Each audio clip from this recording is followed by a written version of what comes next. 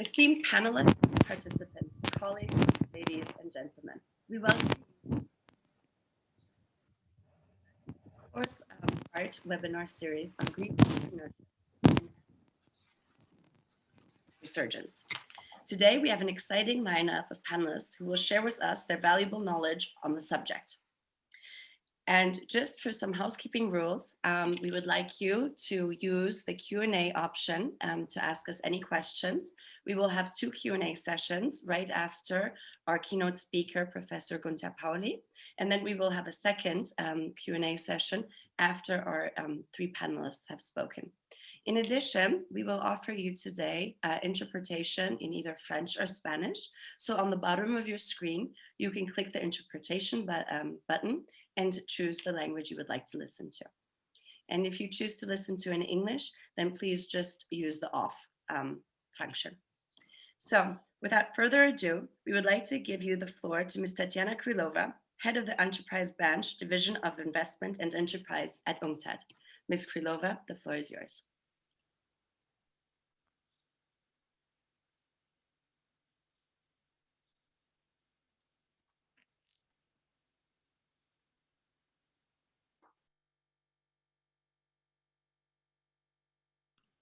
Tatiana, you're on mute. You're muted.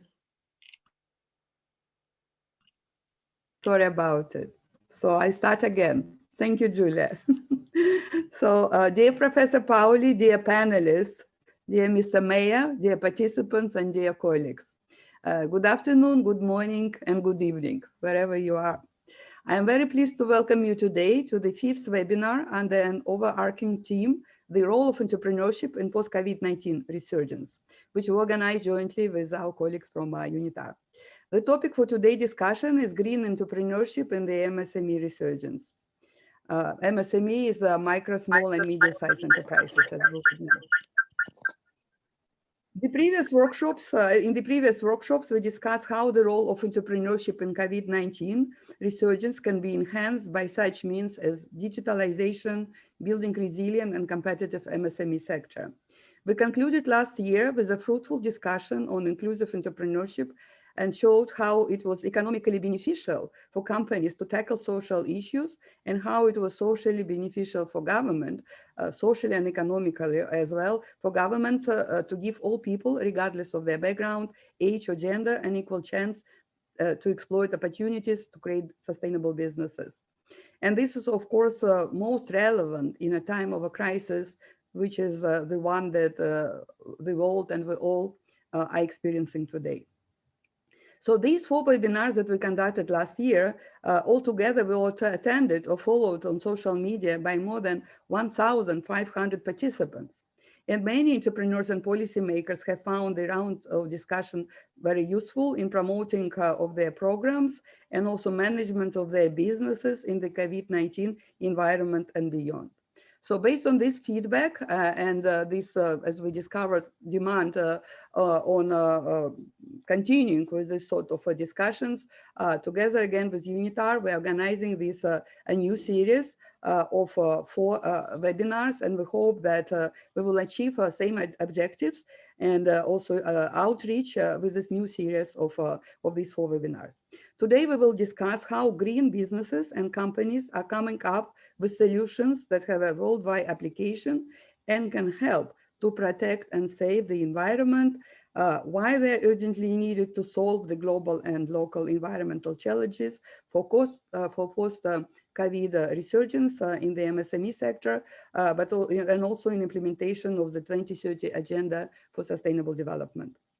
It won't be possible to achieve the SDGs and to build back better, as we have as increasingly referring to in the COVID-19, without the participation of MSMEs, which make up a significant portion of worldwide economies and communities, ensuring ongoing employment while also fostering the application of green technologies, innovation in general, but also green technologies, products and services, due to an innovative nature of entrepreneurship and also growth-oriented MSMEs, and also their potential on fast adaptability to market demands and the social needs. So we know that emerging diseases have increased over time due to climate change, extensive land use, the environmental degradation, among other challenges. Rebuilding our economic system on green and inclusive principles is therefore strategically important if we want to reduce the likelihood of similar pandemic in the future and make our economic and social environment safer and better. It is one of many lessons that we learned due to COVID-19. At the same time, the current crisis presents an opportunity or many opportunities for businesses, investors, donors, and policymakers to invest in a recovery that would promote long-term transformation, one that is resilient, inclusive, and green. So we are very fortunate today to have such a representative panel of speakers. Very much welcome and thank you for your willingness to join this debate. So all these presentations will tackle the topic of green entrepreneurship from different perspectives. And my colleague Alex Meyer would introduce each of the panelists separately in a few moments.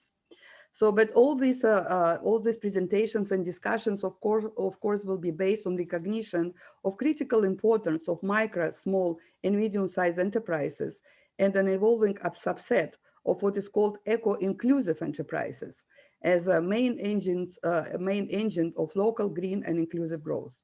And a special thanks to our keynote speaker, Professor Günther Pauli. Thank you very much, who have been a driving force for sustainable development for almost half a century. So this series of workshops I already mentioned, organized by UNCTAD jointly with UNITAR, and these webinars are actually activities towards implementation of the project, which is called Global Initiative towards post-COVID-19 resurgence of the micro, small, and medium size enterprises. So this project is one of 5 projects which were launched by United Nations as part of a United Nations framework for immediate social economic response to COVID-19. So this project is being implemented by UNCTAD jointly with a number of UN sister agencies, such as all 5 regional commissions and United Nations Department on Economic and Social Affairs. So the project aims to strengthen the capacity and resilience of SMEs in developing countries and economies in transition to mitigate the economic and social impact of the global COVID-19 crisis. So in the name of UNCTAD, I sincerely thank again our partner UNITAR for this second series of 4 webinars. The next 3 sessions are all scheduled at the same time from 3 p.m. to 5 p.m. Of Central European Time. So they will be scheduled at the same time in the last Thursday of each month. So, and they will focus as a follow-up, subjects or topics. They will focus on agriculture, fintech, and the blue economy. So we are very pleased also to be able to put arrangements together with UNITAR to be able to deliver these workshops, these 4 workshops this year, not only in English as we did last year, but also in French and Spanish.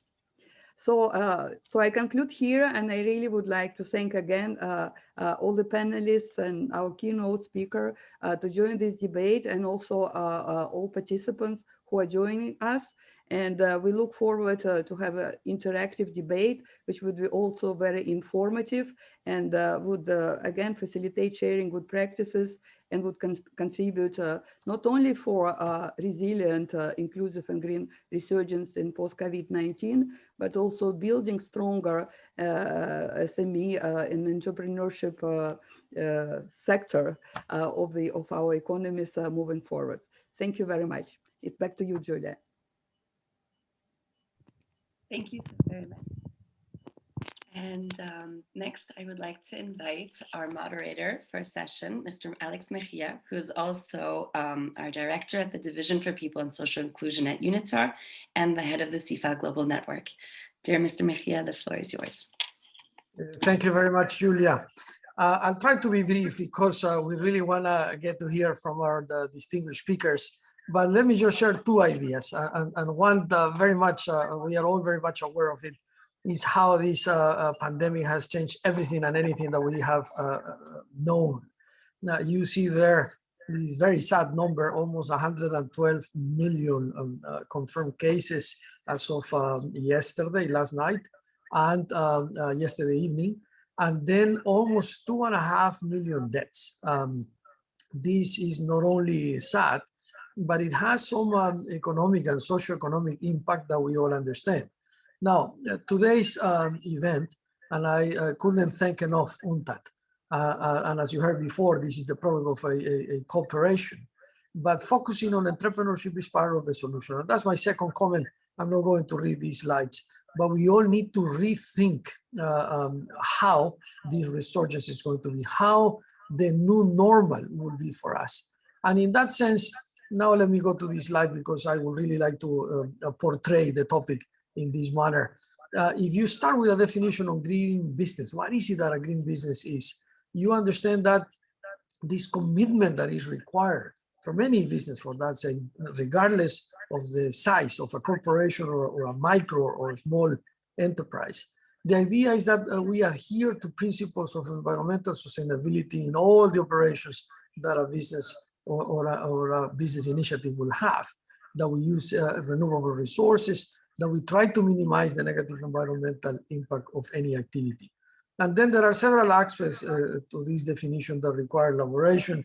The meeting of regulatory requirements for environmental performance, for instance, is very important. But to take specific steps to go beyond these requirements to minimize its impact on the environment remains important. And then it's also important to say that these may produce or deliver traditional or new products and services in ways that should indeed minimize the impact on the environment. Whatever we do should have that outcome.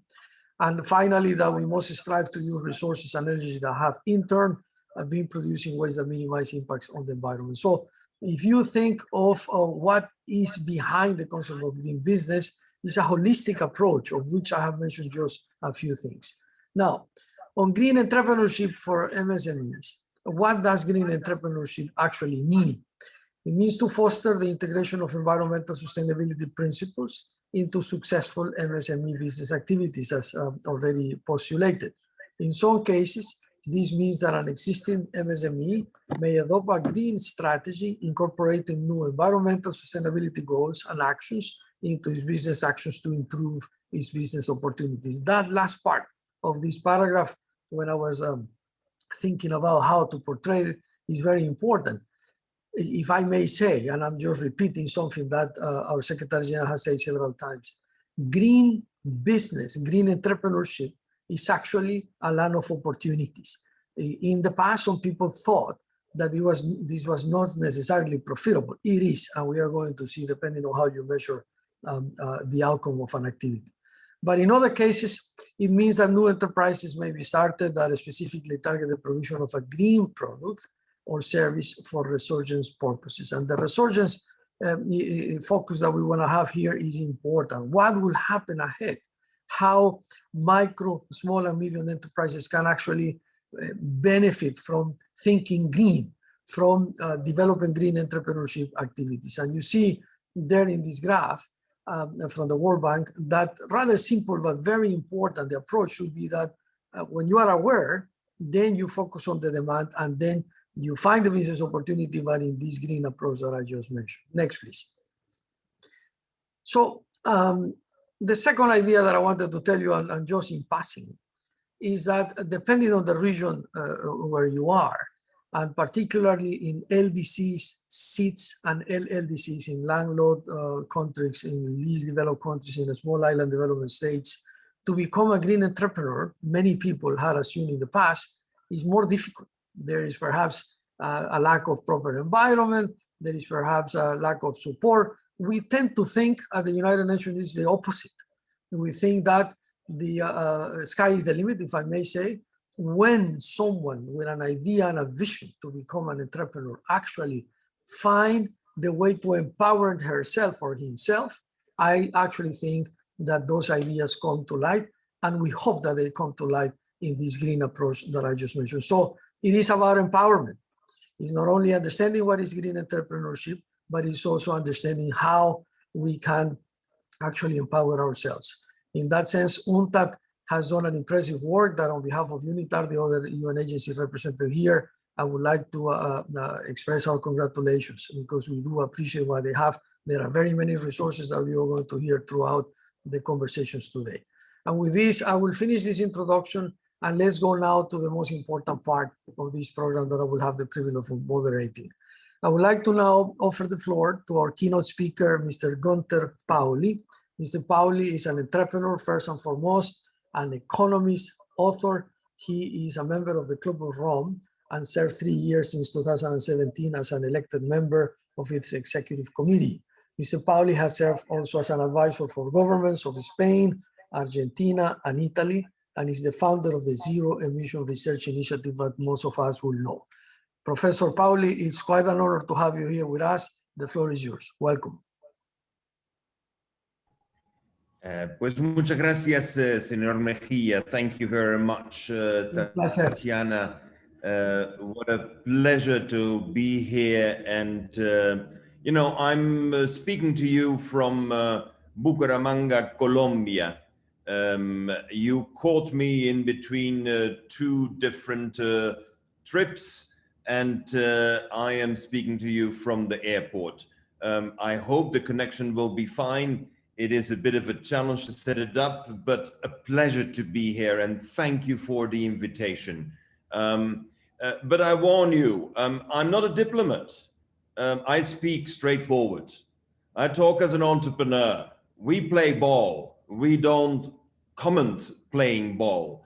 And so I hope you forgive when I am maybe speaking not as diplomatically correct as you would like it to be, but we have to say things the way they are. Politicians, in the first place.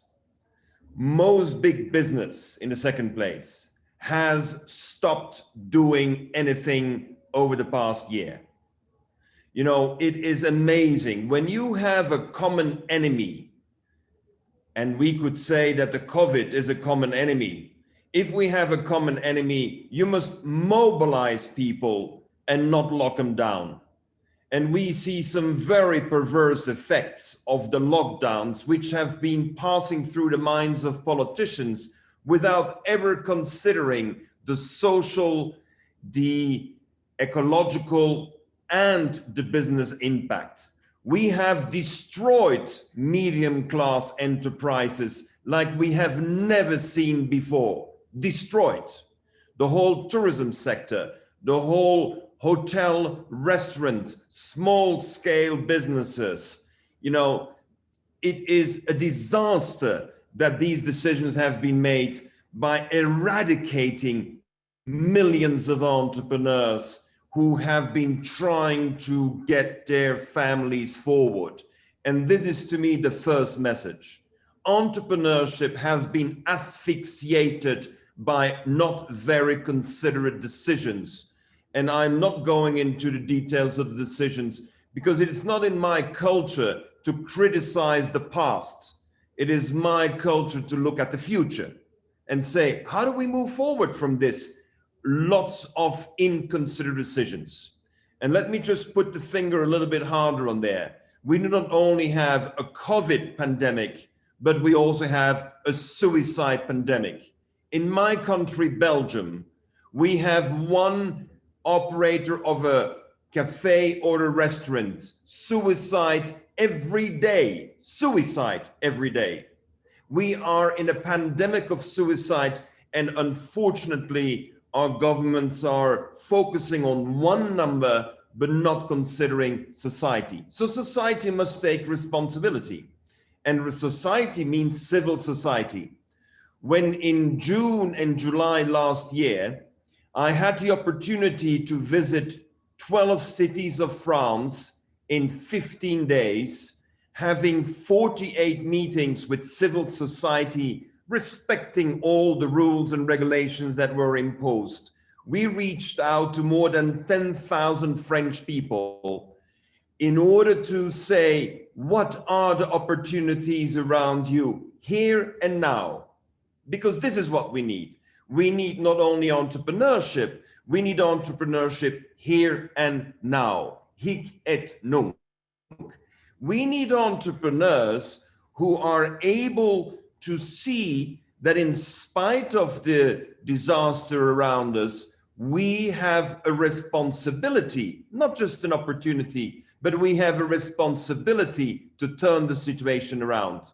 And this cannot be done by pumping massive billions of dollars in the economy, which will make the rich richer and the poor poorer. We are in need of a strategy where we look around and see the opportunities that we have.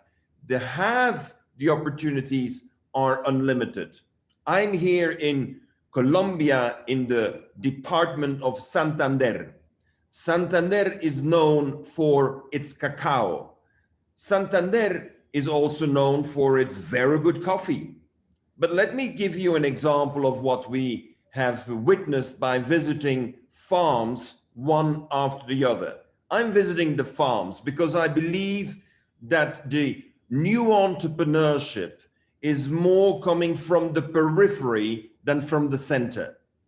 I don't see opportunities in Bogota, in the capital city. I don't see opportunities in Paris, but I see opportunities in Grenoble. I see opportunities in Santander. And let me give you a concrete example. I spent a day on a biological organic coffee farm, and we were looking how Mauro has been able to transform the dry area of the plateau into a regenerated forest. Now, this is interesting. The pandemic has forced him to stick to his farm. He hasn't been able to go to the main city, Bucaramanga or San Gil, and he has been forced on the farm. During the time on the farm in the pandemic, he's been helping regenerate the forest. Now, this is quite interesting. Mr. Mejia, you were indicating we should not have too much damage to the environment. And I disagree with you, if you permit me. We should regenerate the environment. This is an opportunity for the regeneration of environment, an amazing opportunity. So what are we doing on the farm? In the first place, and I suppose most of you had a cup of coffee this morning, when you have a cup of coffee, very few of us realize that what is inside the cup of coffee is only a very small amount of the harvest of the bean. We are only drinking, ingesting into our body 0.2%. And what happens to the 99.8%? Now, can you imagine that the richest source in the world of antioxidants is the cascara, la pulpa del café, is the husk around the coffee, is richer in antioxidants than goji berries, curcuma, turmeric. It is richer than kale. And what do the farmers in Colombia do with it? Throw it away. Why? How come no one ever told them that you can make more money with the husk of the coffee than with the bean? Because the world market price for coffee today is $400 a ton. $400 a ton. Whereas the antioxidants, which is 3 times the volume of the bean, sells for $1,500 a ton. Ladies and gentlemen, why is the coffee sector not an antioxidant sector? And why have we blindly been focusing on the bean to have a cup of coffee? And who makes the money? Starbucks makes the money. You know, when you buy a cup of Starbucks coffee, the farmer gets 1 cent out of the €3. 1 cent. I mean, I thought slavery was over. I thought exploitation was over. And if they now say they're going to give 30% more to be generous and be fair trade, that means they're giving 1.3 cents. And they're still earning the €3. Ladies and gentlemen, I am not accusing Starbucks. I am not saying that they're bad. No, I am saying that there is so much more potential in the coffee that we haven't seen yet. So what is the result? Today, we are initiating with hundreds of coffee farmers regrouped in a cooperative. How can we recover the husk, the cascara, la pulpa de café? And what are we doing? We're turning it into a superfood which generates 5 times more revenue on the farm than the coffee bean could ever do. Now, if one thing the pandemic has taught us is we have to take care of our health. We have to make certain our immune system is stronger. And one of the best ways to strengthen your immune system is with antioxidants. Can you imagine that the world coffee production is 10 million tons? Over the past 50 years, we have lost 25 million coffee farmers, 25 million coffee farmers, because the supply chain, the economy of scale, the pressing of the price always lower has eliminated half of the coffee farmers in the world, and they're all living in shanty towns in cities today. This is the hard reality. But now we see this incredible opportunity to provide a future for the family of the coffee farmer. And the coffee farmer, by having this opportunity to get into the antioxidant business and the coffee business, he will be able to have an increase in revenue of factor 4 and 5. But what do we need? We need entrepreneurs who bring the product to the market. A farmer in Colombia or a farmer in Cameroon or in Ethiopia or in Indonesia cannot take the product to the market. So here is where we need to bridge the entrepreneurship of those who see the chance that healthy food is, of course, a great tent for the future. And healthy food will require a new distribution channel. And those new distribution channels will need local entrepreneurs. So here in Colombia, we're setting up small UNITAR, mix it with some cacao butter, which is also available in the region. Then we will roast the coffee to eat, not to drink. So we roast the coffee to eat, we make the blend, and we send it to entrepreneurs who are ready to take that and convert it into a final product adapted to the local market. We expect, and this is the green entrepreneurship behind it, that we will be able to mobilize in the next 3 to 5 years more than 1,000 entrepreneurs. When Starbucks can have 30,000 shops for coffee, we believe we can have 30,000 entrepreneurs in a generation who will bring the coffee with its best of its health to the market. We have already started in Europe, in America, in Japan, and we believe that connecting the farmers with the whole harvest allows us to bring an emotional connection with the consumers as well, who are caring about their health. Now, there's a very important caveat. When we can increase the revenue for the farmer by factor 5, not 10% more, factor 5, not because we're generous, but because we use the whole harvest that he's having, then there is so much money available that we can regenerate the forest. Because what has been happening? The business model of the past, and I say the past, is produce more of the same, standardize, reduce costs. And what we're saying is that the entrepreneurship, the green entrepreneurship of the future is not producing more of the same, but is doing much more. 30 years ago, I stated by saying that we cannot expect the earth to produce more. We have to do more with what the earth is producing. And coffee is an ideal example.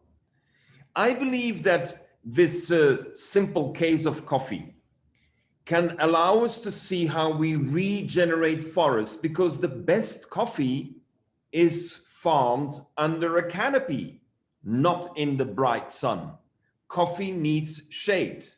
And if we can regenerate for the 10 million tons of coffee produced, the forest to protect it, we're sequestering carbon dioxide, we're tripling the amount of jobs, we're generating 5 times more revenue. And ladies and gentlemen, it sounds like a dream.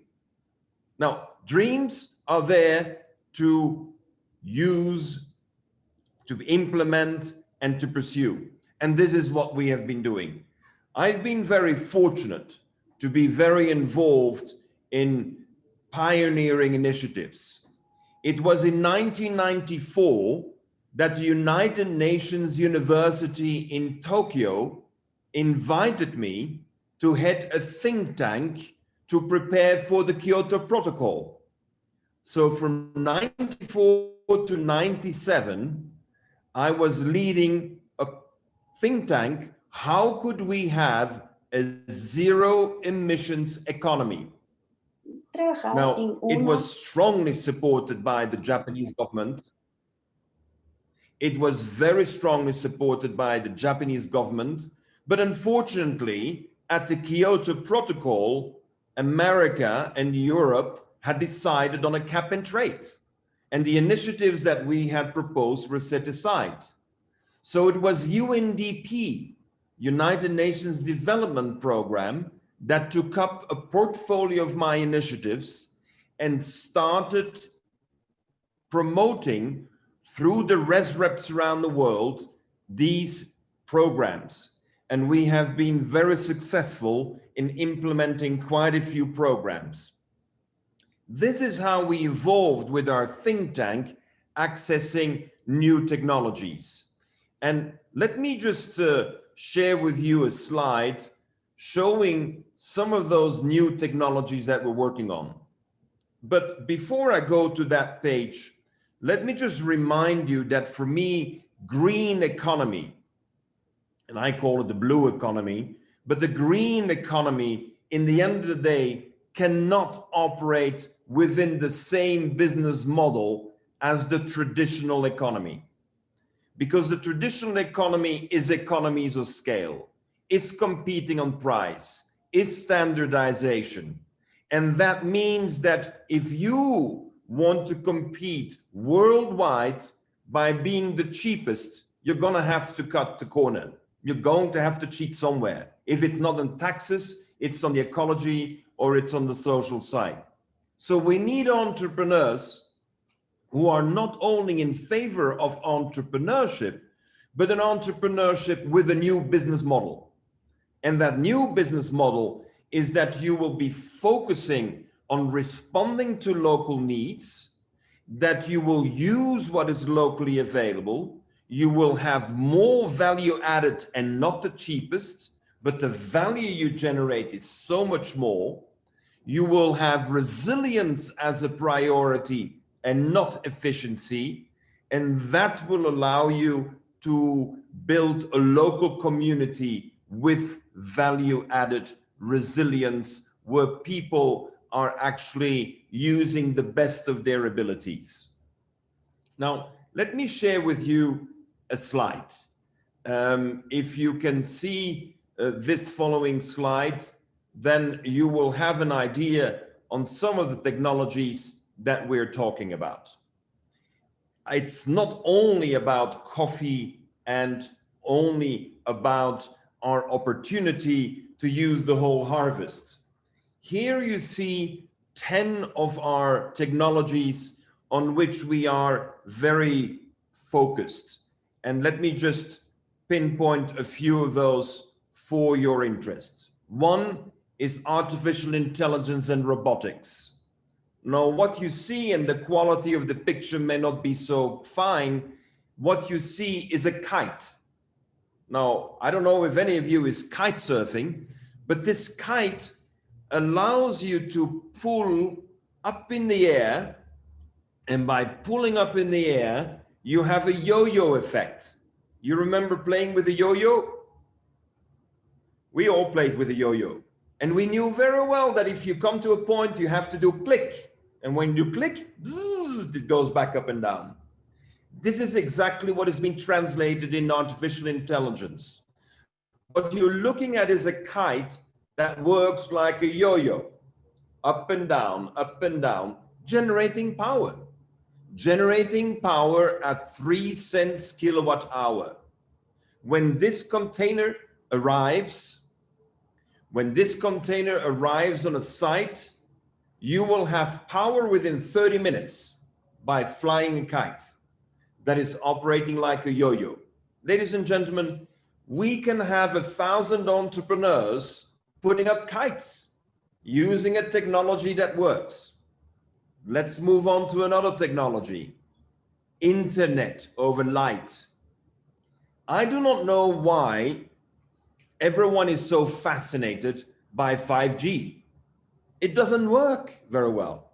It's slow. It's only 1 gig capacity per second. But what we're seeing is the internet of the future that is using light.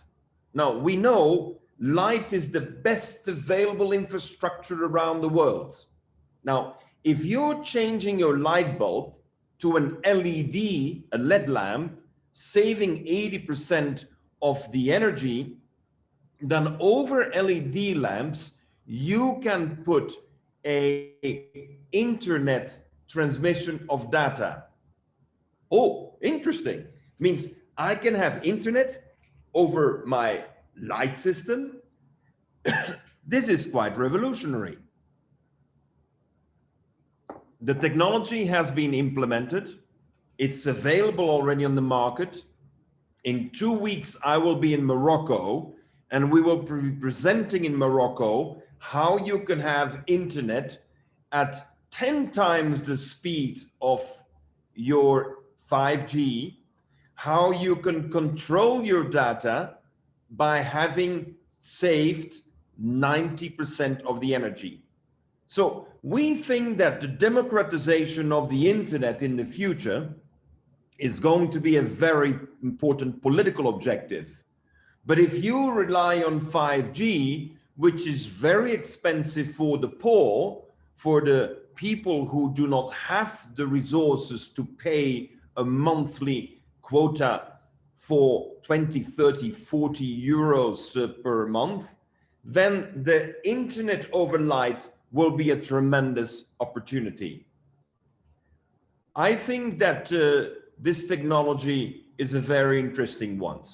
Let me show you another one here, which is Seaweed Curtains. Many of the people live close to the sea. 70% of the world population lives very close to the sea. Over the past 20, 30 years, we have eradicated not only the rainforest, but we have been eradicating the sea forests. And the sea forests are seaweeds. Since we've been using those long dragging nets that go over the bottom of the sea all the time, we've eliminated all the seaweeds. We are regenerating seaweed forests. It's a major carbon capture, but at the same time, seaweeds have this incredible opportunity to catch microplastics. Now, I think that one of the greatest challenges we have in the world is microplastics. But how do we get the microplastics out of the sea? Well, seaweed curtains allow us to create a blockage, and the microplastics will stick to the surface. We harvest the 50% of the seaweed, and we will turn that into biogas. Ladies and gentlemen, biogas made from seaweed that is catching microplastics. We have the test zone that we can give local population along the coasts gas that is normally heavily subsidized by the government, petroleum-based gas, fossil gas. We can substitute the gas by biogas as part of a program to clean up the ocean from plastics. More, since we have seaweeds, juvenile fishes can live and hide in the seaweed forests. We are regenerating the biodiversity of the sea. Ladies and gentlemen, this is some grand opportunity. We are convinced that regenerate more forest in the sea than we can regenerate forest on land.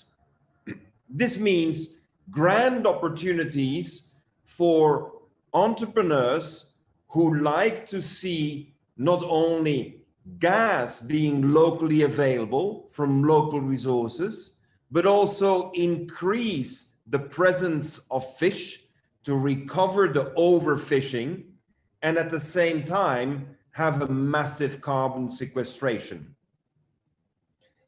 Ladies and gentlemen, I can end about the hundreds of opportunities that we see.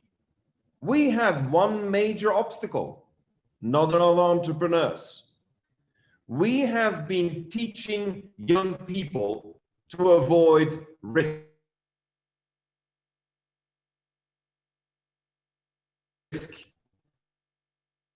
What we're in need of is to initiative. We have too much bureaucracy. You know, today when you open a new company in Europe, it'll take you 3 months to get a bank account. 3 months, because Europe is with having money being whitewashed, that an entrepreneur cannot get a bank account easily. You are background checked until your business is dead before it started. Ladies and gentlemen, we really need to worry about our democracy. Entrepreneurship means that you bring new solutions to the market.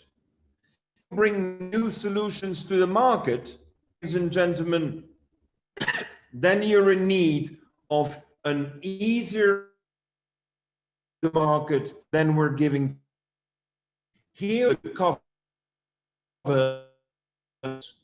one is on, I talked about, the other one is on plastics.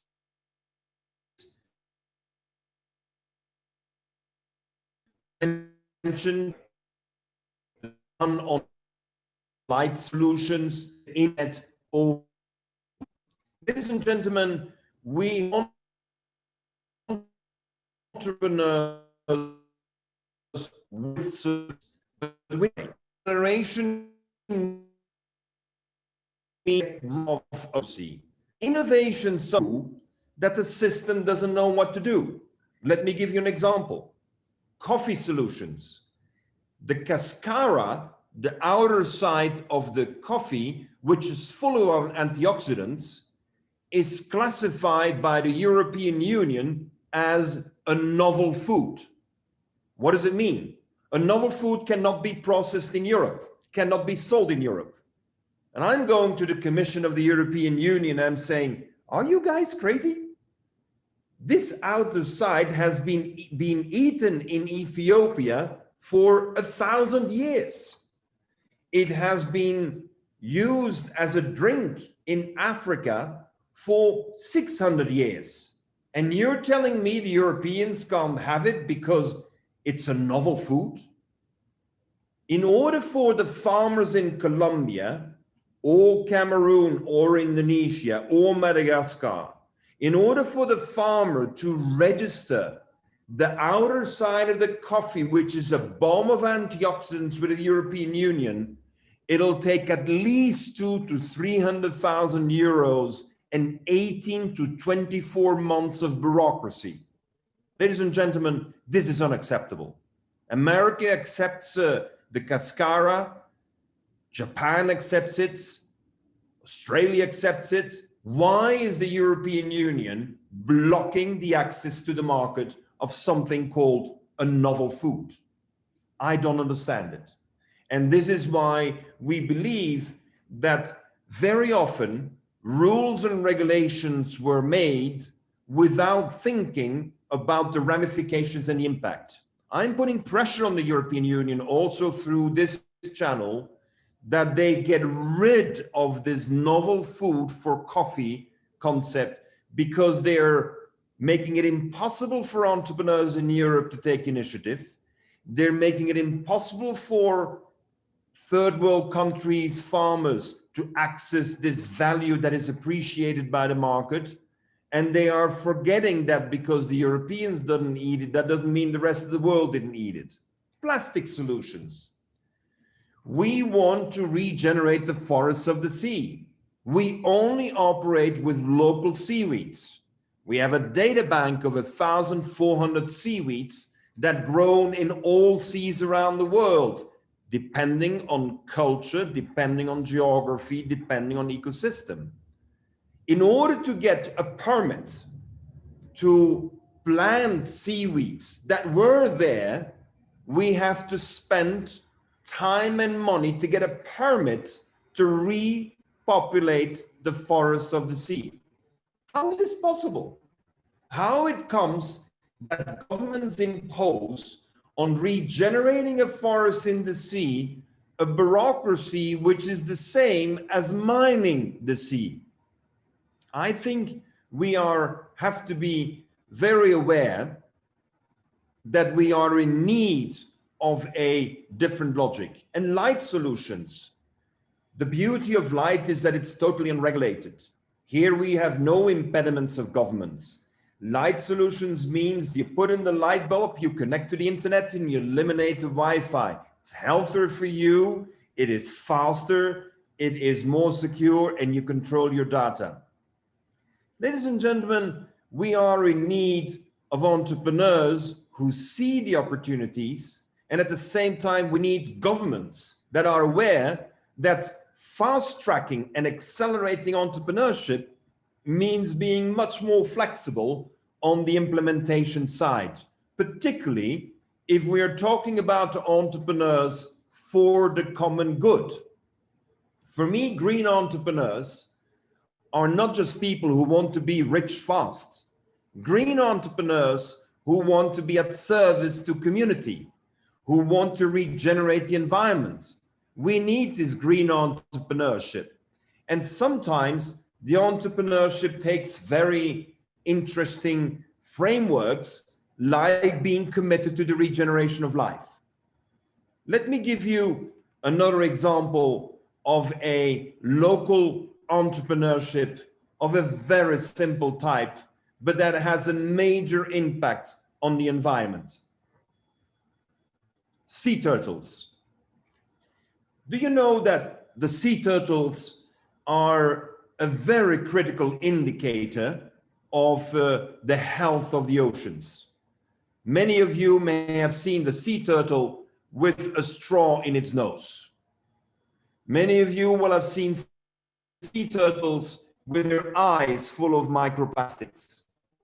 Sea turtles are being born on the coast in the Pacific. In this case, I know the initiative in Colombia, on the Colombian coast, and on a 9-kilometer stretch, 1 million sea turtles normally join the ocean in order to start an incredible journey across the Pacific.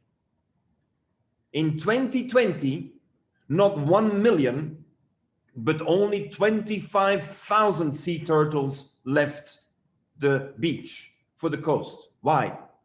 Because tourism came to a complete stop. That means since there was no tourism, there is 96% unemployment, 96% unemployment along the Bahia Solano coast in Colombia. People don't have money, they're poor, they're hungry.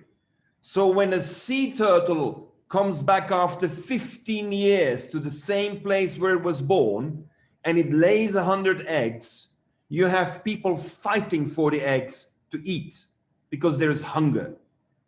And we wondered, why don't we just give the people 5 chickens to lay eggs? So we started a small program to provide to the families along the 9-kilometer coast, for every bunch of eggs they give back, 5 chickens to lay eggs. Now, let's do the mathematics. With 4,000 chickens distributed over only 800 families, you have 1 million chicken eggs in 1 year. And we in return will take the eggs of the turtles and we will release the eggs. It means that by having local entrepreneurship, by having chicken eggs, by having la gallina putting its eggs every day, we are able to save the turtles. Now, the turtles are very symbolic in Latin America. They're a symbol of perseverance because they leave the coast, they swim 50 kilometers, they end up in front of Japan, and 15 years later they swim back. Only 1 in 500 turtles returns to their birthplace. 99% dies from predators. And the human being is the biggest predator because they're hungry. But 4 in 5 turtles who survive predation dies because of plastics. You see how we're putting things together? This 9-kilometer stretch will be equipped with seaweed curtains.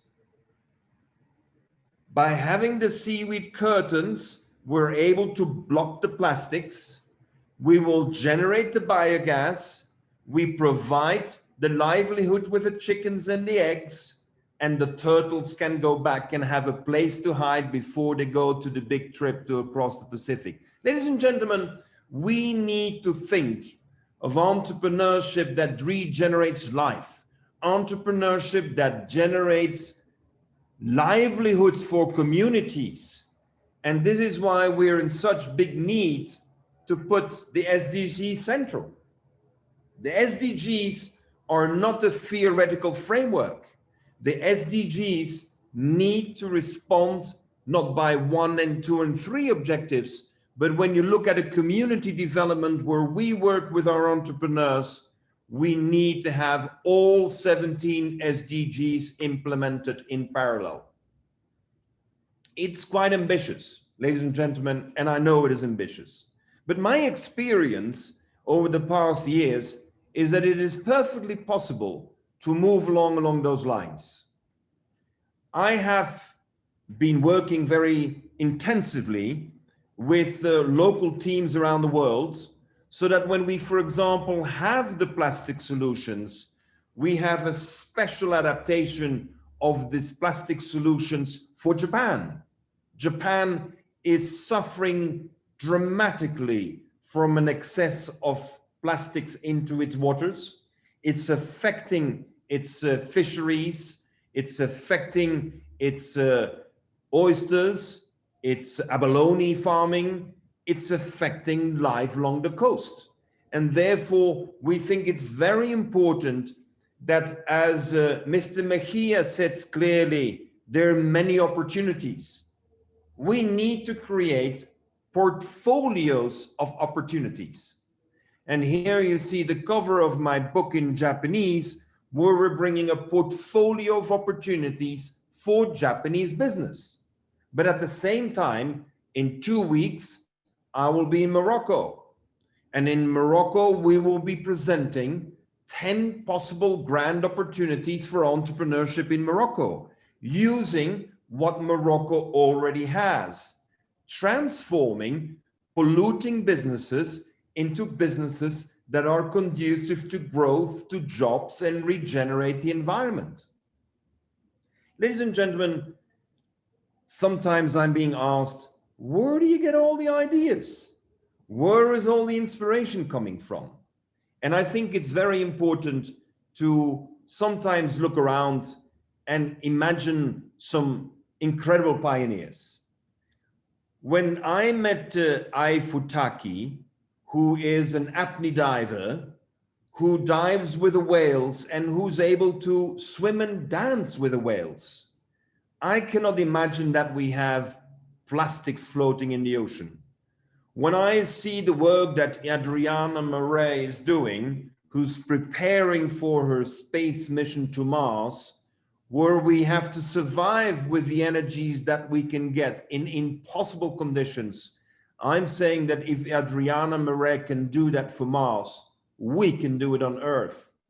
And when Craig Foster, who made an incredible movie on the octopus, My Teacher, is able to see how critical it is to have a kelp forest, a seaweed forest, to have biodiversity re-emerge along the coast of South Africa. Ladies and gentlemen, we need to be inspired by pioneers. We need to look at people who go to the edge, people who go perhaps even too far, but we need inspiration. Entrepreneurship, the green entrepreneurship that I stand for, is an entrepreneurship that is for the common good. It is an entrepreneurship that has very practical solutions that can be implemented in a very short time, because we don't have patience. Poverty and hunger is too rampant. We have too many unmet needs. We have set too many steps back on the SDGs. Poverty has never been as big as we have it today. And therefore, I am in favor of stating that we are needing entrepreneurs that will change the business model and that will accelerate implementation. And that is why, in conclusion, Mr. Mejia, that's why in conclusion of my intervention, I would like to state that I so much appreciate that UNCTAD and UNITAR have taken this initiative. We need to open the minds of people that there are hundreds of opportunities, not a few, hundreds of opportunities, thousands of opportunities.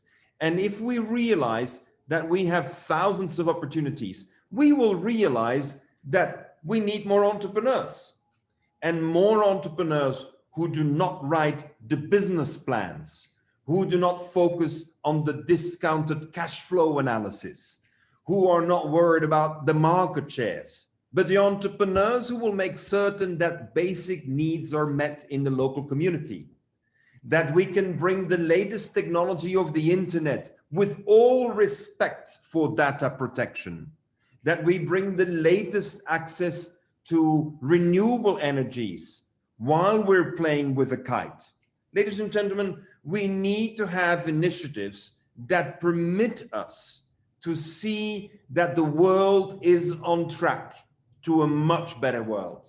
Because the last year with the COVID and the erroneous decisions that have been made on many locations, I believe that we now are in desperate need for this new generation. And any contribution I can make to UNCTAD, to UNITAR, let us work together and make it happen. As a final word, I'm very glad to share with you that the local governments and authorities here in Colombia, that the government of Senegal, the government of Morocco, the cities in France, the islands in Spain, the south of Italy, we have numerous regions where people are waking up and say, we can't continue with this business model of the past. We need a business model that takes us to the future. Thank you so much. And that business model will only work if we have a new generation of entrepreneurs. Thank you very, very much, Professor Pauli. Let me just tell you in a nutshell, and before I go to the official moderation, I have the privilege of getting to hear very many presentations as part of my job, none like this. So congratulations also on a very personal note. I know Bucaramanga and Santander very well. I was a diplomat in Colombia for 3 years earlier in my career, and I see the potential that you see. So let me close the parenthesis and officially let me tell you, thank you very much for giving us two things: an approach to entrepreneurship that is out of the box, as the Americans would say, very unique and very whetting of the appetite. I have been motivated, and I'm sure every one of the 250 people listening from so many countries indeed understand that entrepreneurship can be different from what the book says. And the other comment before we go to the next speakers is that in the use of technology, and I wanted to focus on that, you have given us a very interesting approach, but there have been several questions that we have received from the participants, and I will summarize in one phrase, perhaps in one question for the end, and not for now, because we need to go to the other panelists, but please think about it. Many of them have asked, how can this virtuous cycle, you as an example, in all these initiatives that we have, what is the role of the government? What is the framework that we need to have? And you have said indeed that you believe that perhaps government are not doing what they are supposed to do to foster this environment in which especially young entrepreneurs can actually empower themselves, as I say, and become real entrepreneurs thinking of, beyond the obvious. So please think about it, and at the end, allow us to go back to you. Please give us your ideas on what will be the proper framework that a government can facilitate to do this. And with that, I apologize a little to the panelists ahead, but it was important not to interrupt Professor Pauli because I wanted him to give us the whole presentation, and you see why. But without further ado, and if I may, asking you to try to do your part in 7 minutes, 10 at the most, let me invite Ms. Anissa Hassana, the founder of Ecofunopoly, environmental interactive board games from Indonesia, to take the floor. Ms. Hassana, please. Yeah. Okay. So thank you to Mr. Alex for the introduction. So hello, everyone. So good evening. So it's actually evening here. I'm actually based in Kyoto, Japan right now. So today, first of all, I'd like to say thank you to UNITAR and UNCTAD for inviting me to this inspiring webinar. And today I would like to share a little bit of our story of what we're doing in the past few years. So my name is Anissa, and I'm the founder of Ecofunopoly. So Ecofunopoly is an environmental board game, which is published under our social enterprise called EcoFun Indonesia. Okay, so sorry, I think the picture we're missing. Okay, right. So this is all good. So yeah, I'm gonna share a little bit, a brief of the journey that how do we start. So actually, at first, it was all started when I was a bachelor student and I joined in so many volunteering activities, and then I found that there was some kind of missing, like there was some kind of gap. So I saw that there lack of kind of environmental media, environmental related media that can help the students or the kids to learn about climate change. And then that's the foundation, that's the idea of why we create a board games, because we believe that board games can help the student to engage more in kind of complex issues like climate change. So actually we invented Ecofunopoly, but then when we make the game, we don't have any intention to see this as a commercial product. So we don't have any idea if this game can have some kind of commercial value. So actually first we use the game as a part of the community event. So we basically we went from school to school. We conduct some kind of environmental campaign with the kids. And after that, we had a lot of opportunities to meet to so many people, like who came from different sectors, like from NGOs, from companies. And I remember there was a moment that one person gave me advice that maybe it's better for you to run this game as like as a social enterprise. So at that time, I was introduced by the term of social enterprise because I had no idea, because I thought business is just business, like doing social work is a social work. So I didn't know that we can mix both of those worlds. So then after I graduate, we decided to make this game as a social business. So we did kind of shifting to social business. So we start to empower some women to involve in our recycling activities. So in case you're wondering why we say this game as environmental board games, we basically have two values in our product. So first one is the material. So actually the game pieces are actually made from recycled material. So we use wood waste, we use paper waste. So we're trying to, reuse the waste that has been dumped and never been touched by the community. So we convert it into some a better visual game materials.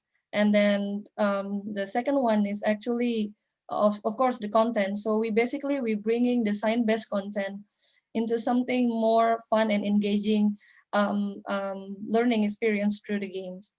And then after that, along the way, when we're doing the business, as we may know that running social business is not just about making profit, but we actually trying to making a better impact to the community. So we keep doing kind of community engagement through campaigns and trainings. So we actually after doing like social business, we have more structure where we have a better model on how do we finance our mission. So like we actually share some profits from the sales by running kind of community engagements to some underprivileged schools, because they're actually not our target market. So basically we sell the games to parents who came from middle to upper class.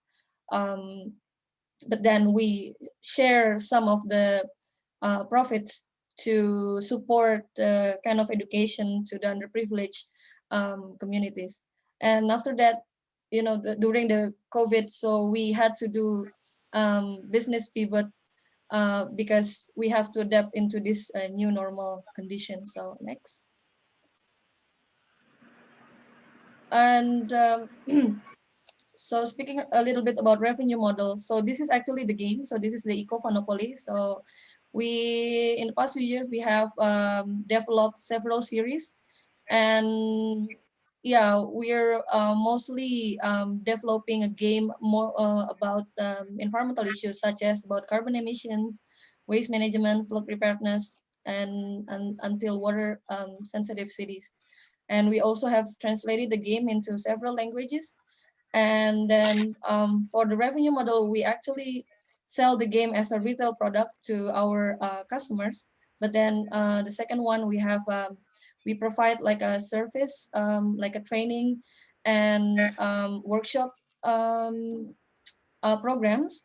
And the third one, we actually have consulting service for making tailored gamification.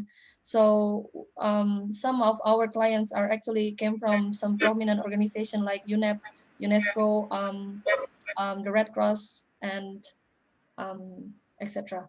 So yeah, and you can also visit our website on ecofund.id. Next. And speaking of the COVID-19, so 2020 probably was not a good year for I think all of us, especially for local business owners. So actually we got impact from this COVID, because some of our models are kind of struggling. So one of our service like offline training, so we have to shut down because no one's have kind of face-to-face interaction during the year. So we have so my team and I, we had like 1 month to discuss on how we can adapt into this new condition. So we were kind of activating the survival mode through the business pivot. So we have 3 ways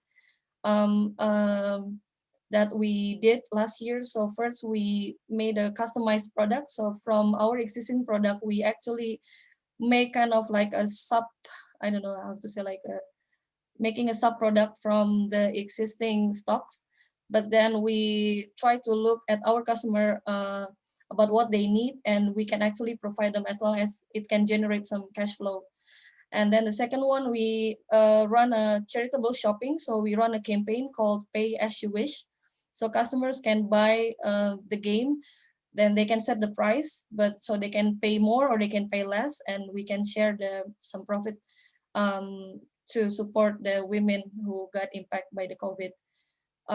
Okay, so this is to end the presentation. So some reflection that we got from this COVID-19 situation, that I think the first one is the business adaptability is very important for, I think, for all business, regardless of the scale, like small, medium, till like the big one. And then the second one, I think it's very important to maintain the network and customer relationship through hard times, because I think they're the ones who can engage with our work and they can spread our business values to engage into more audience. And then last one, of course, we need to look for another potential source of revenue stream by connecting our existing product and service to the current needs. So basically that what we do last year, like we provide a like online training service for some universities. And yeah, I think we also generate some cash flow from that program. Yeah, next. Yeah, I think that's all from me. So if you want to know more about our product and services, you can drop us email at ecofundcommunity@gmail.com. So I think that's all. Thank you for your attention. Back to the moderator. Thank you very much, Ms. Asana. Quite interesting and a unique product indeed. We will continue now with the proceedings. Allow me to offer the floor to Ms. Nashma Mohammed, the Policy Director at the Green Economy Coalition in South Africa. Ms. Mohammed, welcome. Thank you very much to the moderator. Thank you, Alex, for the introduction. So for me, I'm going to give a very different perspective. I'm with an organization called the Green Economy Coalition. We're a global coalition of over 51 organizations and their networks that are actually trying to work across the world to achieve a transition to green and fair economies. So we work with civil society, small business, citizens, to demand and articulate their needs to governments, to businesses, so that we can see many more business unusual, models emerging. We track the transition to green economies at the global and country level, and we've seen in the over 10 years of existence of the organization, amongst the key trends emerging amongst our partners from Peru all the way through to our partners in Mongolia, is that MSMEs play a significant role in inclusive green transitions. I could have the next slide, please. That gives you a bit of a picture of where we're working in. And I think the key point for me, and the slides I think will remain, and you will have time to look at the documents that I've shared here, is really that the thinking has evolved a lot amongst our partners at country level, that have moved from the recognition of SMEs to actually working very closely with their governments on putting in policies and incentives to stimulate green enterprises.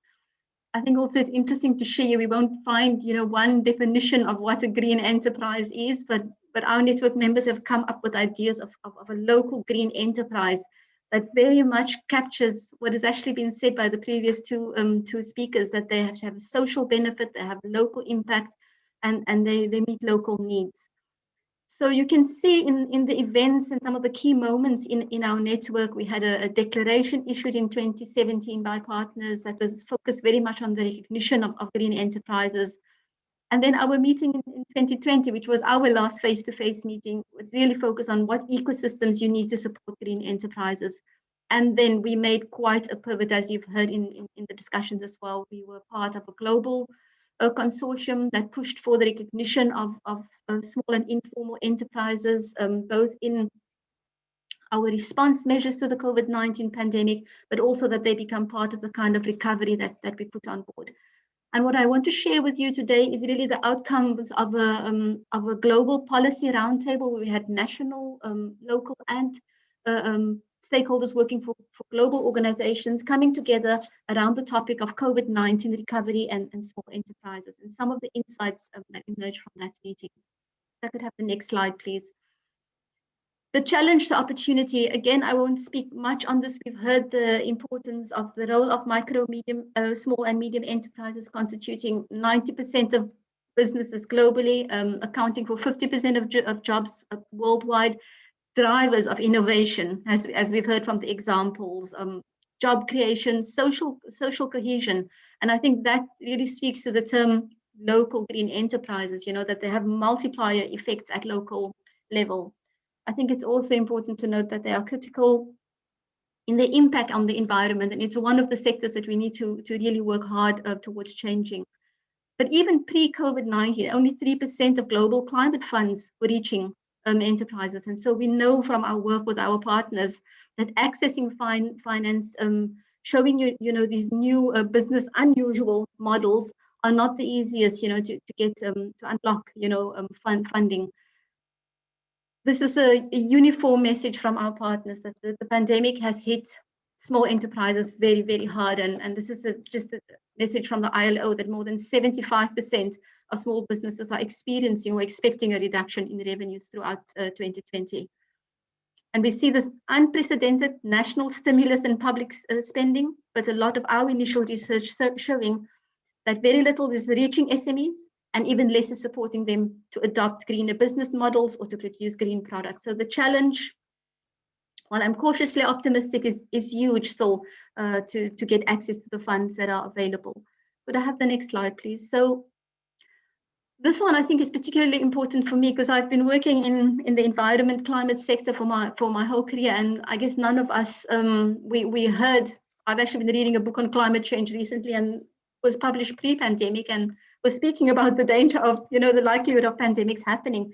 But we know in the same way that we've been listening to our scientists so carefully in the last year and a half that we've been facing this challenge, that climate change, biodiversity collapse, environment and climate breakdown are the big crises that we have to face and we have to solve together. So I do think that this is a real opportunity and a moment to look at where we are spending, what we are stimulating in the economy, and whether this is really a new moment, a turning point for us to change the sort of trajectory and the pathway that we're on. Could I have the next slide, please? So this is some of the findings, and again, the initial ideas that came out of the discussion was that there is really a strong synergy between the voices that are calling for a green recovery and the advocates of local green enterprises, of eco-inclusive enterprises, that both really want to stimulate these new innovations. They want to focus on social inclusion and on job creation. They want to focus on, as we heard, on the restoration of life, on keeping their ecosystems and their nature systems that all of us depend on and are a part of intact. And they want to ensure efficiency and sustainable resource use. We haven't heard the statistic, but I'm sure most of us are aware of the amount of loss we have in our production systems and the amount of food waste that we are dealing with. So there's massive inefficiencies, in our economic system as it currently exists. So the opportunities for overlap between the voices that are pushing for a green and inclusive recovery and the voices that are advocating for more funding and support to go to local green enterprises really overlap very strongly in their vision. If I could have the next slide. We found that the support for green enterprises at this moment of COVID-19 really lies in 4 areas: on the policy front, finance, in providing capacity, and in providing support to research. And this is just 25 to 30 organizations that were part of the roundtable, and we've now expanded this, and this map I'm sure will expand and grow as we pick up the work that's being done globally. But if I could move to the next one, which is really where you begin to see some of the examples. So under, we looked also at what capacity is available at global, regional, national to local level. And here, maybe I would just like to share with you some of the work of some of the Green Economy Coalition members. So we've had our colleagues working in the Caribbean region, where they've developed a toolkit for a business. It's called the Blue Green Enterprise Radar, which gives a business the opportunity to check how green they are, what are the areas that they need to develop further. And they've actually shifted that model towards a business continuity planning and a resilience planning for businesses, and that's at the local level. we also heard from organizations that were offering capacity and support at global level. Again, finance, a number of initiatives were shared with us at multiple levels, global, regional, and national level, how funding has become available for SMEs. At policy level, lots of support towards SMEs and a growing support towards green SMEs within that. And then still, what was very surprising for me, that there was still a lot of need for advocacy, for making the case, for green enterprises. So if I could move to the next slide, please. So I think the key messages that have really come out from this, and I will share a bit of, some of the concrete examples, because I think, listening to I think we've had lots of enterprise examples, but just to take that maybe to a more global and network, a regional perspective. There's really a wide range of support to SMEs to focus on the role of small and medium enterprises in COVID-19 recovery. We've seen, capacity and training support, and the workshop that we ran was in partnership with Seed, at one of the Green Economy Coalition members that actually works on eco-inclusive enterprises. And Seed has been running COVID-19 resilience workshops and programs in Africa and Asia. They're also leading a Green Recovery COVID Nexus report, and the diagram that I shared with you is from that report, where they're doing interviews with a number of small businesses across Africa, Asia, Latin America, and we're pooling and sharing our enterprise networks to begin to hear from the ground, what's happening. In India, we've had from one of our partners an incredible story that in this moment of lockdown and of government not having access, to local communities to understand, it's been enterprise networks, it's been small businesses working at the village level who've been actually government's ears on the ground, and we have the best sense, during this moment of government not even in some cases being able to access local communities, of understanding, that condition, and again using that moment to capitalize and find, new ways to make their businesses carry on through this difficult time. The coalition members that we're working with are actually at this moment busy in the countries that they are based in to create a more enabling funding architecture for the local green enterprises. And the two key things that we've come up in this first iteration that we've had of this global learning and cross-country learning that we've taken place, is there's still a number of gaps, particularly on the funding areas. I think we've heard a little bit in the keynote presentation that we really need to get the regulations, unlocked for these businesses that are having multiple outcomes. And if we continue to measure business success in the same way, we're not going to be able to see the immense benefits and the foresight that green enterprises actually bring in delivering multiple benefits, social benefits, economic benefits in job creation, but also, the environment and climate benefits. If we look at the long-term challenges that we're facing, as a planet, I think we've already heard from the examples that were shared earlier that what can we learn from the good practices? We see, innovation. We see enterprises being at the cusp, of change. We find these local enterprises rooted in the communities and where they are based. And so I do think, that there's an incredible richness that comes from bringing entrepreneurs together and then actually finding, the pathways towards solutions. And maybe just before I wrap up and hand over back to Alex, I think for me, one of the incredible experiences I had was when the last time that I saw large groups of people was in India in 2020 in February, and we were there for the local meeting, themed around local green enterprises. And what was incredible for me is our partner in India, Development Alternatives, had brought entrepreneurs active in the food agriculture area, in waste and energy, in tourism, and they've brought them together with policymakers, with a different sort of, the complete ecosystem in support of enterprises. And it was incredible energy. I didn't imagine in 2.5 days of interaction you would get that type of difficult, honest conversations, but incredibly important outcomes at the end. I don't think that there was a policymaker that left that meeting at 2.5 days unclear about the needs and the actions that entrepreneurs needed them to take. So this is an ongoing conversation that the Green Economy Coalition and our partner SEED is having with our networks across the world, looking at green recovery and the role of micro, small and medium enterprises. And there's a link in the email. We invite you to join the group. We've set up a public group so anybody is able to join on the Green Growth Knowledge Platform's new Green Forum that they've set up. Thank you very much for the opportunity to UNITAR and UNCTAD for sharing this with you today. Thank you, Alex. Indeed, indeed. And thanks to you, Ms. Mohammed. Indeed, a very holistic view of what is needed in terms of capacity, finance, research policy, perhaps even commercial support in practical terms, and how to get it. The identification of needs on how the resurgence will be should be supported is important. I thank you. And without further ado, let me introduce now our last but not least speaker, Ms. Kankana Dubey. She is part of UNECE, the Economic Commission for Europe, also based at the Palais des Nations in Geneva, where we are. And she's also the author of a 2020 report entitled Women Entrepreneurship in Natural Resource Management, Challenges and Opportunities for the MSME sector in the post-COVID-19 socioeconomic recovery. Ms. Dubey, the floor is yours. Welcome.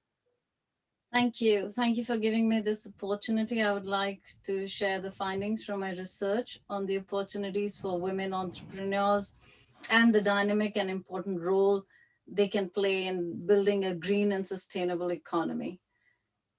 I would begin with kind of giving an overview of where we are. So we all know that the COVID-19 pandemic has created a global economic shock across all economies and heavily disrupted cross-border trade, supply chains, investments, and tourism. The subsequent recession is unlike that of any pandemic in the past, because today the world is much more interconnected, allowing impacts to propagate globally. The pandemic has affected every part of the world, and more so, it is the magnitude is varying depending on the spread of the infection and economic structure or maturity of a country. The synchronized nature of COVID-19 has impacted advanced, emerging, and least developed economies in different ways. But in a nutshell, we all have been affected nonetheless. The policymakers are grappling with the disruption caused by COVID-19, the effects of which are still unfolding, with no reference point for policymakers to understand the grim reality and the future of uncertainties from COVID-19 and its long-term impact on the society and economy. I think policymakers are facing unprecedented macroeconomic challenges. So it's not just that they are not able to cope up. I think it's because they don't know where to go. It's just very, very challenging. Encouraging the participation of women in the MSME sector can improve the entrepreneurial climate across economies, create employment and opportunities, and drive economic diversity. These economies, there are research data that indicate that innovation is more prevalent in women-led MSMEs. As economies wrestle with the COVID-19 crisis, while already trying to drive climate change mitigation efforts and transition to a low carbon economy, innovation is particularly important. By promoting environmental awareness and supporting an economic transition, women-led MSMEs can lead the change towards building a greener, gender equal, and more sustainable economy. Next slide, please. When we are talking about transition, we have had the three presenters before, and we are all talking about thinking things differently out of the box. We are actually in the midst of all this change to ensure that the most valuable element of the productive capacity of all economies is dedicated to lowering greenhouse gas emissions and improving the natural environment while effectively creating jobs, or we can say green jobs, and improved social well-being by creating decent work environment. We are witnessing a transition across different economic sector, turning from brown to green. So, for example, when we're looking at our natural resource management sector, doing things differently, whether it's agriculture, forestry, fishing, or mining, There is a spur of change that we can see. We are talking about recycling now. We are looking at the sustainable production methods which are being adopted across these sectors. Likewise, in industries and manufacturing sector, like for production of consumer goods or electricity production, we are noticing that there are transformation when it comes to technological point of view to drive a circular economy. Something we all know about renewable energy. There's carbon capture and storage, which industries and manufacturing sector is investing heavily into, because that seems to be the future. And services sector is not far behind. For example, when we look at banking, there's something called green loans. There is in real estate or in retail trade, we see green products. And there is a huge market, at least for the younger generation, where they vary what they're purchasing. What is the carbon footprint? I very recently purchased a bottle of wine which said 0 carbon footprint. So there are products in the market that you can see where one can see the transition moving. Can we go to the next slide, please? And when we are talking about different sector, transportation sector is one of the most common sector we all know, with very high emission. But that we also see the investment which is going in building the infrastructure, whether it is for electric vehicles or hydrogen fuel cells. There is a transition there, and technologies and innovation is actually making these transitions happen. Adoption of green technology across sector of production and consumption, whether it is for residential use, appliances which are more energy saving, or LED lights. There is a transition, there's an awareness in consumption pattern of a consumer. And we see this happening. So we are in the middle of this. And where do we go from here? So next slide, please. Yeah. So there is a lot of opportunities for rebooting the economy. As Mr. Alex mentioned in his opening slide, almost every sector has been negatively impacted by COVID-19, with the exception of few sectors which had a bullish outlook. Economic sectors that have been most negatively affected include services and natural resources sector. This unique situation that we are all in presents an opportunity for economies to mitigate the negative effect created on the environment by developing new standards and regulations, and also for cross-border trading, building upon the newly acquired learning. Next slide, please. While the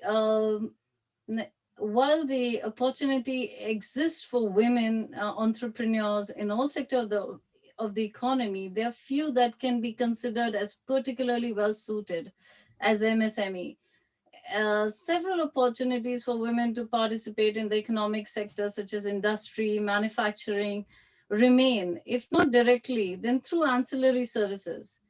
The ancillary services can be considered as the husk of the coffee bean, as Professor Polly had mentioned earlier.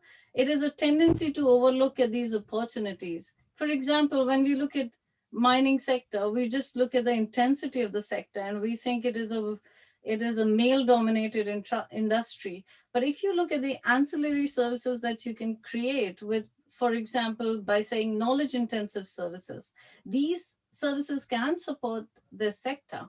And there are several of them, it's in abundance. Example could be market research, advertising, scientific studies, innovation and technical activities, law, human resources and audit and accounting services. It is important for countries to support and promote the right business opportunities to capitalize on MSMEs' participation. There's an urgent need to reduce consumption of natural resources, and we all agree to that, at least today we are talking about it. By reusing and recycling raw materials already extracted, in addition to slowing the depletion of natural resources, countries can reduce the carbon footprints of the extractive industry. Driving this transition across industry can become an economic opportunity and for MSMEs to explore. Developing circular economy across countries is a positive step in meeting not only climate change agenda, but also create innovative opportunities while rebuilding economy and creating jobs. Next slide, please. While we are talking about the opportunities, I would like to give an example from the natural resources sector. As Mr. Alex mentioned, the UNEC report entitled Women Entrepreneurship in Natural Resource Management and COVID-19 Socioeconomic Recovery highlighted the pervasive gender diversity problem in natural resources management. However, certain areas of the natural resource management may have low barriers to entry for women. These opportunities for women entrepreneurs can be explored and are explored in this report as well. But this is for everyone in case they would like to further understand and go through the report. The links are below. The report has focused on the natural resources sector, and which is uniquely suited for women MSMEs because of three important characteristics which are particularly suited for any MSME. One, it has a relatively low capital requirement. Second, reliance on technology advancements such as machine learning and big data. And third, the need to adapt to quickly changing circumstances. The natural resources management sector presents appealing, diverse, and long-term impactful opportunities. As non-renewable resources deplete, the natural resources industry is shifting away from the paradigm of take, make, dispose towards integrated systems approaches to increase resource efficiency, reduce waste, innovate, such as these are knowledge intensive rather than capital intensive, and hence accessible to MSMEs. In an industry in transition, enterprises that adapt quickly will be most successful. And I would encourage the participants today to go through the report and see how there are so many opportunities available for women entrepreneurs just waiting to be explored further. Next slide, please. Globally, about 60% of, there was a survey done where 60% respondents, both men and women, rated entrepreneurship as a career. But then why do women have lower tendencies to be entrepreneurs? This is quite baffling. Understanding most efforts and frameworks to encourage entrepreneurship is the assumption that the chances of success, as well as access to resources, participation, and support are entirely merit-based. A good business plan in the right time and right place is all that should be needed. However, it is often the case that regional, cultural, and economic context may be important factors. They may impact women's perceptions, intentions, motivations, business interest, and growth aspirations differently than men. These factors may help to explain the differences that we see when it comes to women participating as in MSME. However, women-led MSME exhibit a number of characteristics that are common to MSMEs. More generally, women report having lower confidence levels than men in their capabilities to start a business. And there's no region in which women rank higher than men. This gender gap is narrowing, but women still tend to be risk averse, limiting their business choices. Mostly, despite of having higher education level, women-led MSMEs are less likely to foray into non-traditional industries or export-oriented markets. However, there's a need to change and a step forward as the industries are continuously evolving. As mentioned in the earlier slides, there's several opportunities for women entrepreneurship, such as in knowledge-intensive services, which can support the green economic transition. Examples were like advertising, market research, and all. Economic growth is not gender specific, and hence there are government-led programs in many developed and developing economies, which we also heard by Ms. Najma, which can offer opportunities to women entrepreneurs to explore their skills and ambition.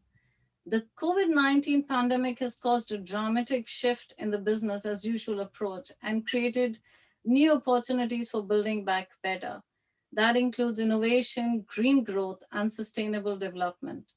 Women entrepreneurs are well equipped to overcome challenges and become innovative to capitalize on existing and new opportunities through MSMEs. Resonating Professor Pauli's statement that we need to do something right now, and encouraging and supporting women entrepreneurs can provide that much needed nudge to accelerate forward. I would like to close with this, keeping in mind that we are short on time. Thank you for your time, and I look forward to receiving your feedback and questions, if any. Thank you. Thanks to you, Ms. Dubey. Very interesting, that focus on women and the opportunities ahead, because they can indeed become empowered and become agents of change in this post-resurgence if they are empowered with the knowledge and particularly in these industries and the opportunities that you mentioned.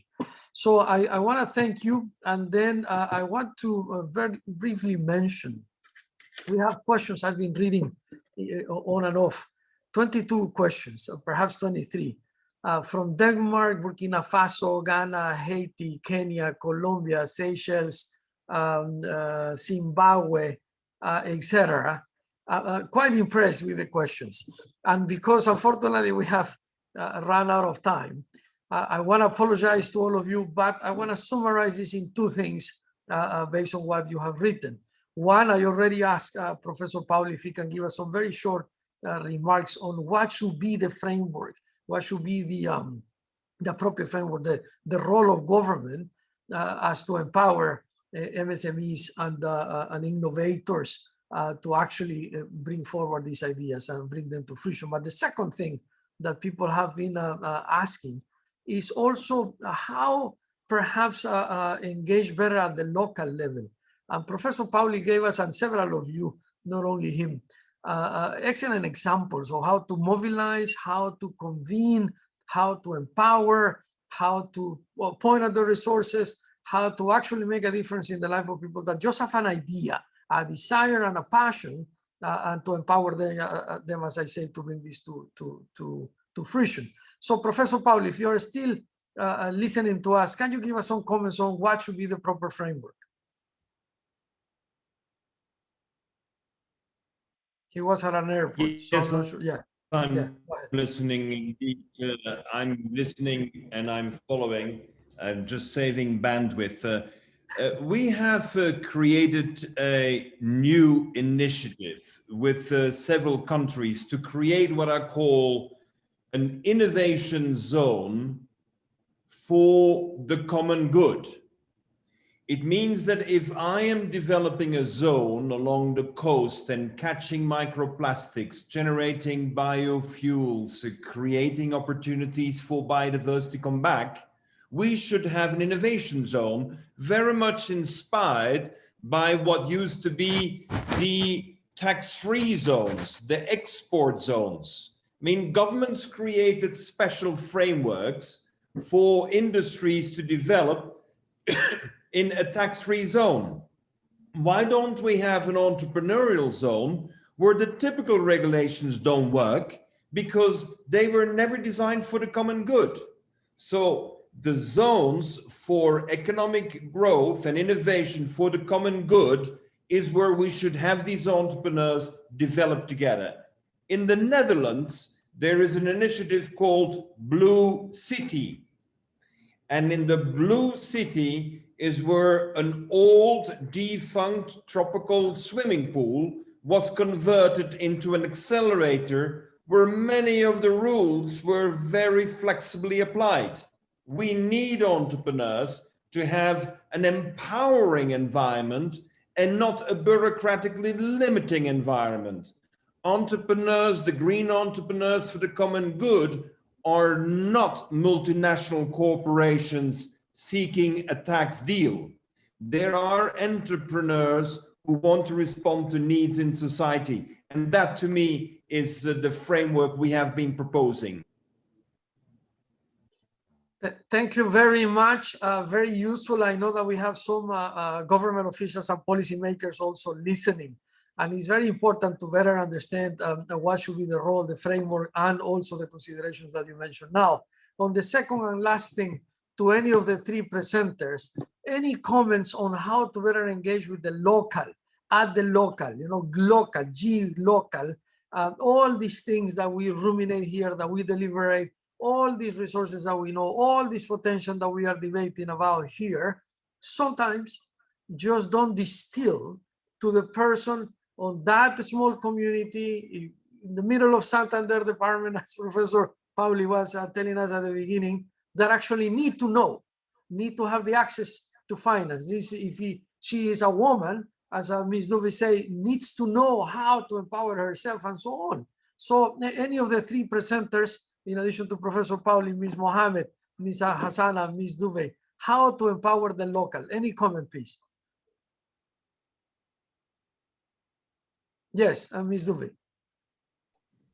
I would say, as when I was studying on this report and researching, it's not that people are not aware about that there is an MSME sector. It's just that they don't know with their own existing skills, how can they actually participate? There is no guidance, because there's one more thing. When you go for financing, when you have a bench or people who are on the other side who's going to approach you, there are very few women participating in that as well.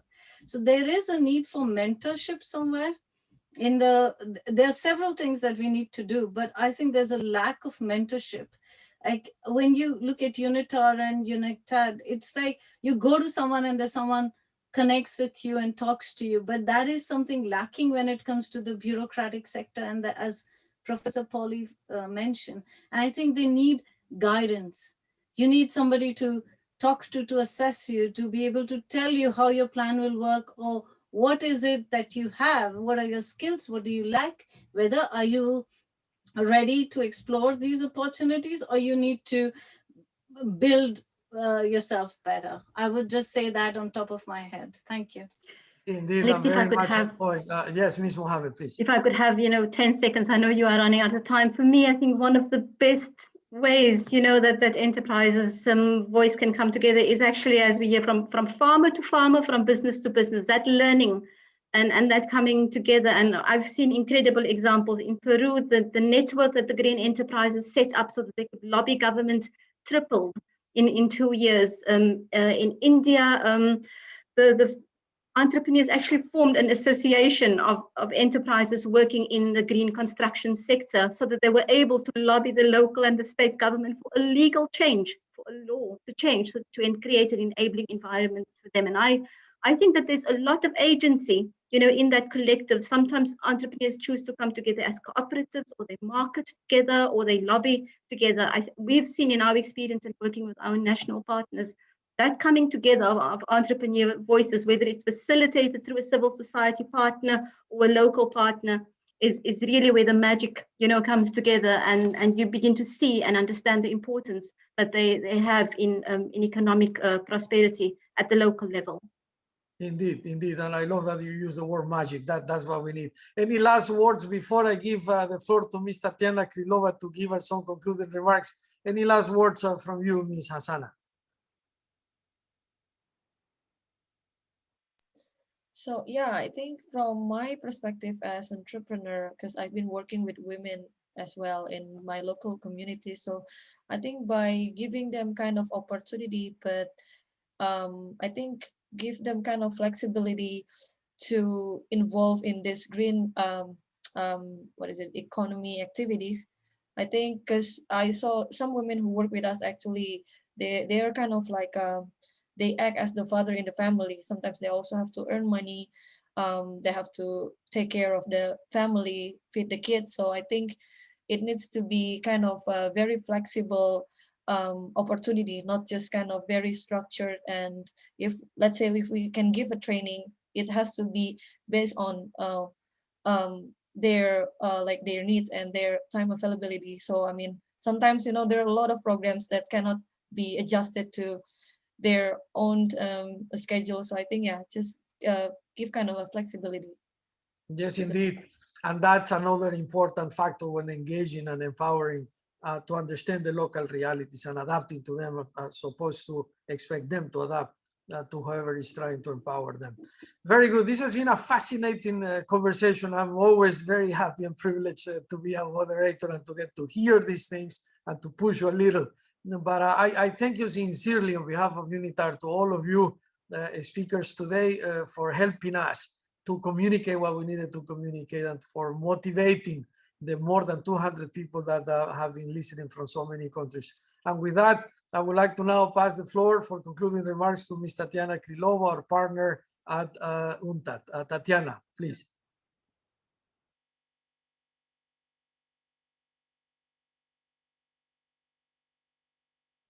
You are muted. I made it twice today. Yeah, in the beginning and in the end. Yeah, so that's, I mean, in the end, it's really because I was so fascinated by discussions and, you know, so much inspiration, so much food for thought. I really would like to thank our keynote speaker and the panelists and participants for their questions. And of course, Alex, you for your moderation. So then it's really very informative and again, you know, thought-provoking discussion that we're having today. So I just wanted to say a few words as a comments on what was discussed. It's you know, including Professor Pauli and also the speakers. So of course, and we have a number of policymakers, as you mentioned, Alex, also in this discussion, but also more broadly, because we at UNCTAD is a governmental agency, so we also work with the governments and basically governments and member states, our main counterparts, it's our clientele. And so we, you know, we see efforts that member states are doing towards improving entrepreneurship environment and, you know, trying really to make this environment more, you know, empowering rather than bureaucratical. So, but of course, it's a challenge, and COVID-19 actually showed, you know, how much, how fragile and maybe not sufficient and efficient the entrepreneurship environment, you know, been so far, even considering those many efforts that are done from different perspectives. But COVID-19 really taught us a very, you know, hard lesson, because we used to say that SMEs, you know, they produce about 90% of GDPs in different countries. Of course, it's different. And then now we know from the recent study by ILO that more than 70% of employment is generated in the MSME sector. So now this sector is really hardly hit on the one hand. On the other hand, this is a huge potential. And so then, of course, our role as an interagency, as a UN agency dealing with entrepreneurship promotion is really to learn these lessons, you know, to analyze them and to use them, you know, to make all this more efficient, more sufficient, and more, again, user-friendly, so to say, for entrepreneurs to build up their businesses, especially considering how much potential there is in the SME sector in entrepreneurship to address these issues of green, you know, green economy, as we discussed today. Because again, they are more flexible. Entrepreneurship basically equals innovation, depending how we define entrepreneurship. So that's really a huge potential. So then also talking about UNCTAD, I also just want to mention here that beside this program that we have on entrepreneurship policy promotion based on our entrepreneurship policy framework, and we will be happy to discuss with the panelists today, you know, this to have your feedback on this policy framework. We're revising it now, so then to make it even more conducive to these issues that we are discussing now. So then we also have the program on e-registration and e-regulation. So that was, you know, Professor Pauli mentioned, so that's something that's really an issue about this time that is needed in different countries. Of course, it's different, but needed to register the company. So these programs really are tailored to decrease this time and also to help entrepreneurs to actually become formal, but even more so, really to better understand actually, you know, their financial results and also what is available within the entrepreneurship environment to help them. Because it's also, I mean, I don't want to, how to say, to to look at it from the obstacles, from the rose glasses. But the thing is that also in many cases, entrepreneurs are not aware of all these enabling factors that they also can use. So that's something that we do within this program that I mentioned on e-registration and regulation. And finally, I want also to mention another thing that also was raised by our keynote speaker about,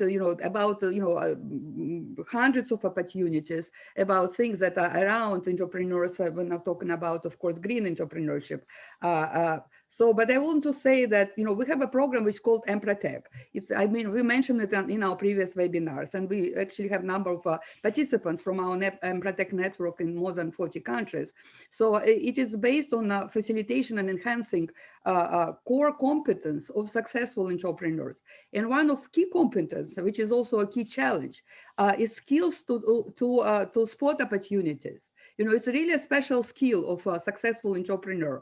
And so there's a methodology really how to train entrepreneurs, potential entrepreneurs, or even established entrepreneurs to track, more opportunities around them. So then this is something that really could help, and we really should raise awareness of this issue and try to help again. And that's what we're of course trying to help also in the Emprotech program at UNCTAD to actually enhance skills of entrepreneurs to see more and better opportunities, including in the green entrepreneurship.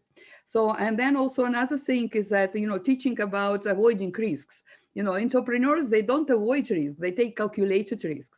So that's also something that is, learned sometimes hard by our participants, but that's something that is also very important, so that entrepreneurship is really risk-taking. But, with all these, informed, in the informed capacity based on the information that entrepreneurs need to gather before they take a decision, including what risk they face.